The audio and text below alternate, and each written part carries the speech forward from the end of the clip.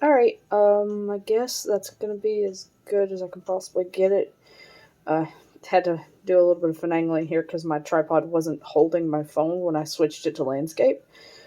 And I don't actually have a proper camera. So, that'll be a goal to save up for, but, yeah. Uh,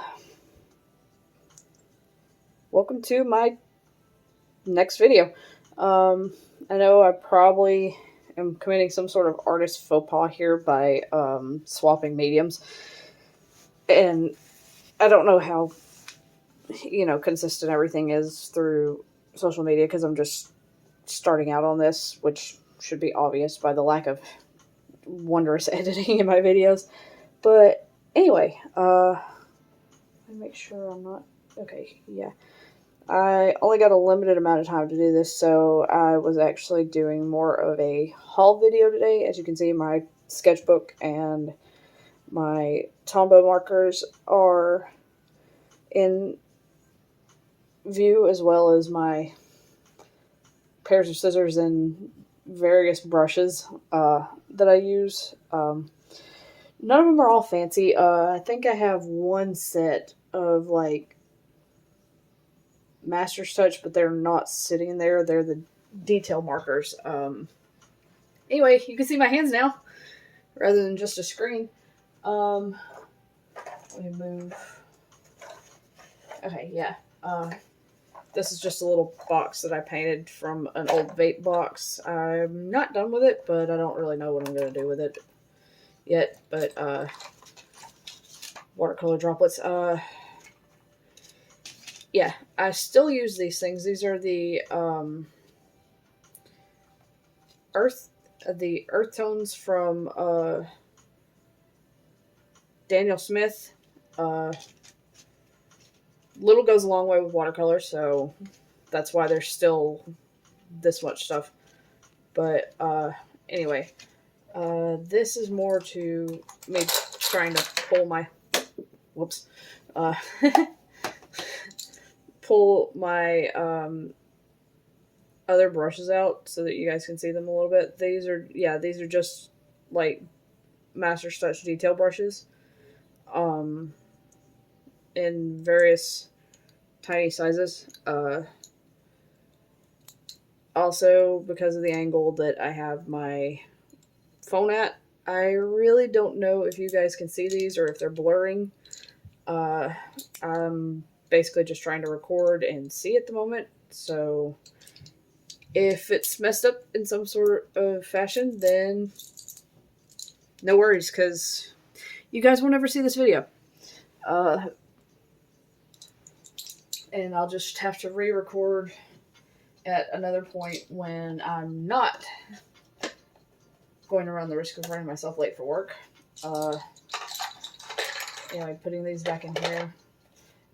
This box is a little small for this, with good reason, and also the paint apparently seems to be sticking and tearing bits and pieces off, so I didn't do too good with it.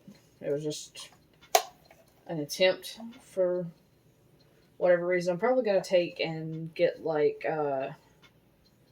decorative vinyl and do the inside, since that's less likely to be damaged compared to the paint. But anyway, they're not really that important right now. I kind of also wanted to go over, while I was doing this, a little bit of the materials that I use, so that you guys might know what materials you could possibly be seeing in future videos. As you can see, I've got my sketchbook. I'm probably going to take the time to paint the cover. This thing is old as dirt, and you can see different aspects of things, but these are like old high school drawings, sketches. I had to do an assignment for, I think it was Macbeth, where I had to redesign like the witches and everything like that. You can see another witch design that I had, because we were supposed to like modernize it or whatever. I was working on like a realism piece, so I was using picture of Elena and Damon because, you know, high school years, that was about the time that all that stuff. This is body test. I'm still working on all of this stuff, trying to get it to where I can work on like forms and get it to where I can, you know, follow the rules before I completely break them and like have a better style thing going. This is swatches of my different Tombow markers, which you can see these over here. They're Tombow dual brush. This is the flesh tones, but anyway, they come 10 to a pack. Yeah, 10 to a pack, and every one of these packs comes with a blender brush or a blender marker, and they come with a brush tip, which the brush tip's a little bit like hard and sturdy, so it may be a thing that like they don't deteriorate later. These are water based, but they are also a lot cheaper. You can see where I've already started blending than Copic markers or some of the other more expensive brands that are more popular to use. But a big barrier is not a word, is it? Fancy me an English teacher. Anyway, one of the largest variations is that the Tombows are water-based, or at least the ones that I use are water-based. They did come out with an alcohol-based set, which I may branch into later. It's just right now, because I work mostly with watercolor paint. These are kind of I made an oops in my painting, and now I need to clean it up, or I just didn't have the right color and couldn't get something to go on smoothly, so I'll use the marker pens. But as you can see, I've got like a flesh tone, primary palette, and tropical color palette. The tropical colors are the ones that I bought the most recently. I haven't had a chance to use any of these to sketch with. I take that back. I've used the flesh tones to sketch with, but that was because I had the flesh tones before I had the primary. So, like, just a second and I'll show you. For just having a sketchbook that I actually made myself out of regular paper and the flesh tone markers, I'd say this didn't do too bad. This is Zoe. I was mostly trying to test out art styles and see what the markers did. I think they probably would have been a little less streaky if I'd have had a proper sketch book at the time, or one that had like thicker paper and was a little more equipped to handle the markers, because that did a lot of bleed through and absorbed a lot of the marker ink. But moving on from that, the haul that I got over the weekend, besides the tropical brush pens, was mostly for,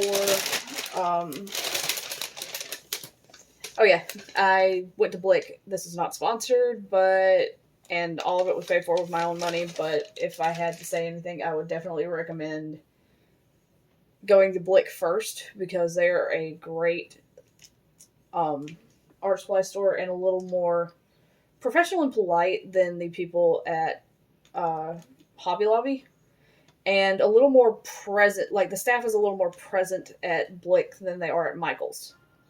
Like, at Michael's, you have to, for me anyway, I usually have to track people down and like cannot get a single person to help that really knows what they're talking about. But at Blick, and I usually prefer going into the store, even though they do have a website, dickblick.com. Yeah, I know that's absolutely horrible. I laughed out loud because it was just one of those play on words that immature people laugh at. But anyway, another thing I picked up, I mentioned Daniel Smith earlier with the little card dots of watercolor. And I picked up some masking fluid for my watercolor paintings. That way I could seal them and they wouldn't ruin over time, so that when they got sold and got to their new owners, they wouldn't have to worry about it deteriorating as quickly or at all, hopefully. Um, I've never used masking fluid before, but from what I understand, it's mostly a top coat, kind of like a top coat that you put on your nails to keep it from like smudging, deteriorating, all that type of stuff.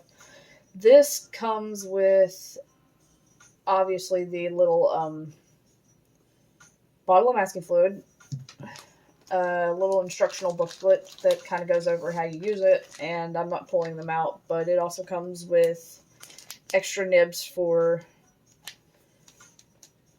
when, like, I guess the one that comes on the bottle gets clogged up, it will, you can replace it. But, yeah, so I picked up some of that because it seemed like a smart move for the next set of things that I was going to be working on. Then also from Daniel Smith brand, which these are a little bit expensive, but since these were the two that I liked the best and everything, I thought that they were good for it. But also from the Daniel Smith watercolors, I picked up Fuchsite Genuine and Lapis Lazuli Genuine. Both of these are supposed to be actually made with particles of those particular gemstones, and they are just, for me, they are two of my favorite colors. I've used both of them in artwork before. The Fuchsite, it comes off as sort of like a aqua, or like a very, very pale tealy sort of green, but it also has sort of an iridescent sheen to it, because if you've ever seen Fuchsite, it's a very iridescent type of stone that can be absolutely beautiful. They also have a version of this in a red Fuchsite, and I thought about getting that one, but I just really couldn't swing it this time because I preferred the green Fuchsite and the Lapis Lazuli a little bit more. I can actually show you a piece which granted this has been watered down a lot, but I actually used the Lapis Lazuli in this piece. The Lapis was used to color in the jacket, and it's a little bit of a more granulated type of watercolor in texture when you're using it to paint, but it comes out absolutely beautiful and can create the most beautiful pastel blue and also create like a really dark blue. And so it was one of those colors that I did not want to run out of. So I just went ahead and bought a tube of it, which should last me a long time because this did not take much of that at all from the dot, and I still have some of the dot, if I'm not mistaken. But yeah, so those are those. I also picked up some aquaboard because I usually use the artist panels, which I can pull one out to show you. Just a second. Yeah. This is one that I've kind of been saving off and everything like that, but this is something I got at Hobby Lobby, and it's a Master's Touch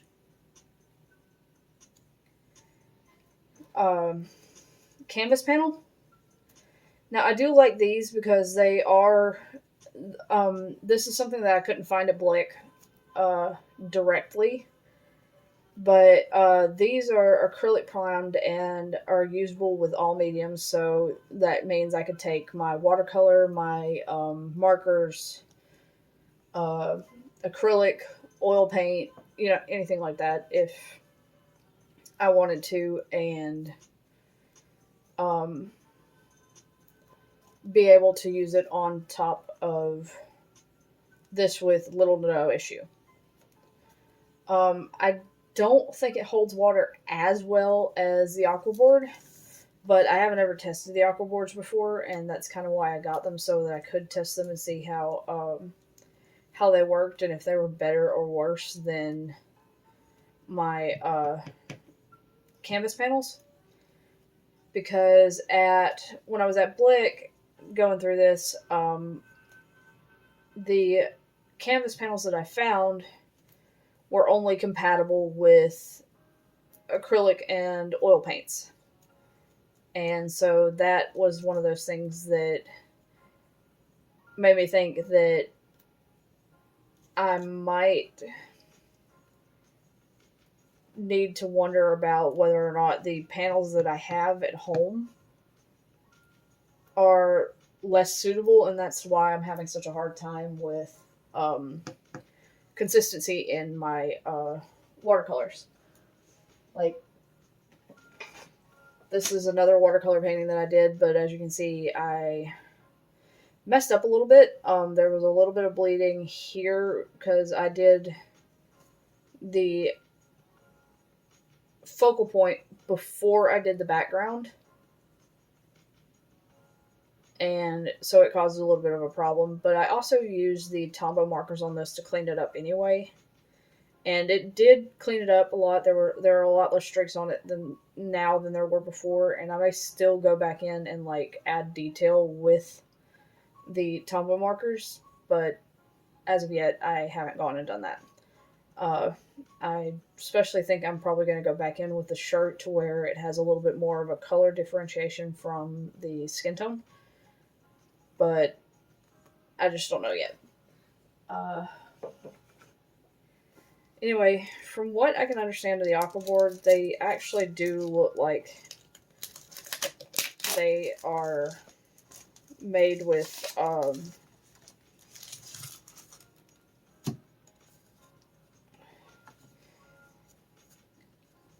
well, I'm trying to think of the word because it kind of reminds me of me personally. It kind of reminds me of like what you usually have sandpaper backed onto, and it kind of tracks with the fact that the way that this texture is, it's not a fabricy sort of texture like how the canvas board is. It's actually a like somebody took a little piece of like wood and some extra paint and just went over the top of it to create a flat surface. And this came with 4 of these. As you can tell, I'm not very experienced. I just do what I do more off of trial and error than I actually do off of my absolute knowledge of all the materials and everything that I'm using. But like I said, I haven't tested these, and I'm kind of afraid to test them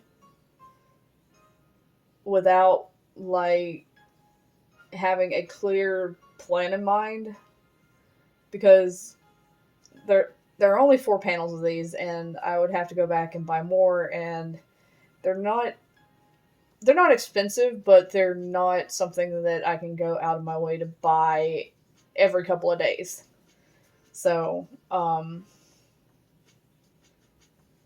yeah, that's these. I may come back with I'm not even going to say may. I will come back with a later video once I have an idea in mind. Probably a remake of this one on a little bit larger scale, because I really do love this one, and this is probably one of the few pieces that I am extremely proud of. Because the colors just worked so well, and it didn't really have much of an uneven